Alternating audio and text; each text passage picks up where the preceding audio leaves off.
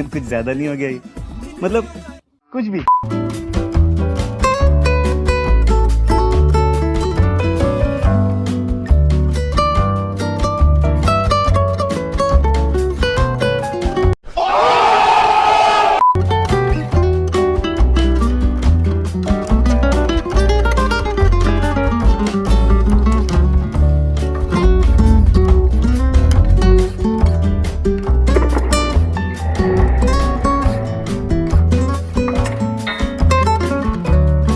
कौन है ये लोग?